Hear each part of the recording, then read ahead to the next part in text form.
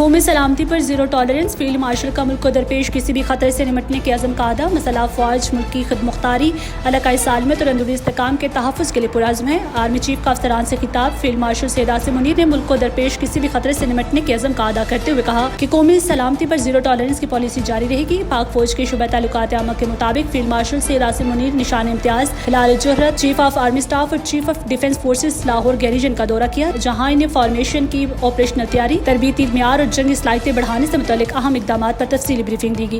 دورے کے دوران چیف آف آرمی اسٹاف اور چیف آف ڈیفنس فورسز نے خصوصی فیلڈ ٹریننگ مشق کا مشاہدہ کیا، جس میں جدید ترین ٹیکنالوجیز کے استعمال کا عملی مظاہرہ کیا گیا۔ یہ مشق مستقبل کے جنگی ماحول سے ہم آہنگی، جدت اور لچک پر پاک فوج کی بھرپور اور مؤثر توجہ کو اجاگر کرتی ہے۔ اس کے علاوہ فیلڈ مارشل عاصم منیر نے CMH لاہور کے ہائی کیئر سینٹر کا بھی دورہ کیا، جہاں انہوں نے مکمل طور پر جدید سہولیات سے آراستہ طبی مرکز کے قیام پر عملے اور انتظامیہ کی کاوشوں کو سراہا۔ دورے کے دوران افسران سے خطاب کرتے ہوئے چیف آف آرمی اسٹاف اور چیف آف ڈیفنس فورسز نے قومی سلامتی کو درپیش کسی بھی خطرے کے خلاف پاک فوج کی زیرو ٹالرنس پالیسی پر زور دیا اور کثیر الجہتی چیلنجز کا بھرپور عزم، پیشہ ورانہ مہارت اور یکسوئی سے مقابلہ کرنے کے عزم کا اعادہ کیا۔ انہوں نے پاک فوج کے بنیادی مشن کو دہراتے ہوئے کہا کہ مسلح افواج ملک کی خود مختاری، علاقائی سالمیت اور اندرونی استحکام کے تحفظ کے لیے پرعزم ہے، جہاں بہترین کارکردگی، نظم و ضبط اور بے لوث قومی خدمات کی روایت کو فروغ دیا جا رہا ہے۔